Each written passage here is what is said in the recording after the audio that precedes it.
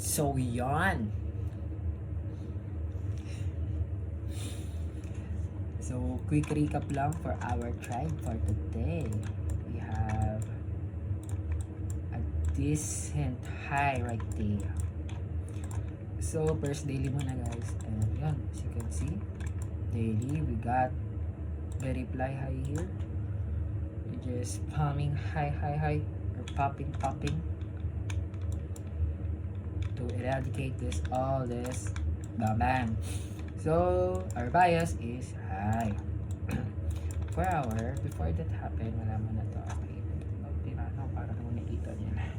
So, ayan, dito tayo. For our here, before market open, we're expecting the price to manipulate. Okay, so in here we are at the 4-hour rally gaps. Oh, that's good one. Okay guys. Then at 1 hour, we're also at the 1 hour for value gap, and we're also at the order block. Oh, madami. Then asin na natin ito para hindi siya masyadong 2 minutes na. 1 minutes, 5 minutes lang dapat mabilisan. Oh yan, tapos boosh. As you can see, tap at the 30 minutes OTE. Guys, ayan. I don't know why. I took here. And 1 hour pa yan, 1 hour, right? Ayan na. 1 hour OTE. We're on discount. And in 50 minutes, sinunod ba? Price in the discount na at higher time frame. We're also, bias natin is high. And we have manipulation here, big manipulation. The price to top at 1 hour. Holy god. Then 5 minutes. Yeah, as you can see, 5 minutes. We're the OTE na, diba? So 5 minutes, get rally high, manipulate, and scale down ulit, and put our OTE. And as you can see here, at market open at 10 AM, dun tayo nag-enter. Okay, nagpalit na tayo ng model. We are in the Powell model right now.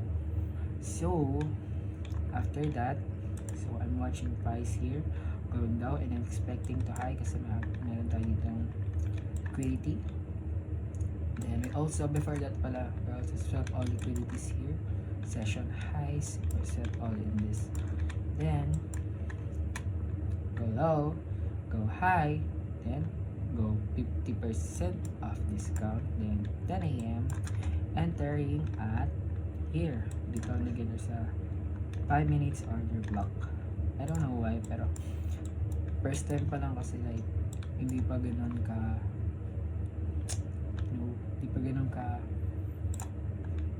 efficient para sa akin, pero dito talaga yung magandang enter right there para ma-manage natin yung risk natin sobra ng maganda. As you can see, we tap in here. I stop ko dito kasi dito yung potential na mag-glow ulit. Okay, SMT for value gap high, then boosh, OB, bang, we have confluences at the left, and dito boosh, then go rally high. Yun naman, ganun na kasi guys. So 3 minutes, it's up. Bang, pakapakita sa inyo. Oh, nga pala ito pa. So dito tayo sa eval, diba? So ayun, as nakikita nyo, 900 yun nandito kasi nagkaroon ng accident. As you can see, I put 5 here, and na-stuck ako here. Dito tayo nasa micro, so dapat nasa mini lang pala tayo. Sobrang laki, biglang nag-pump bigla. Buti na lang nag-pump bigla siya dito. Where is that?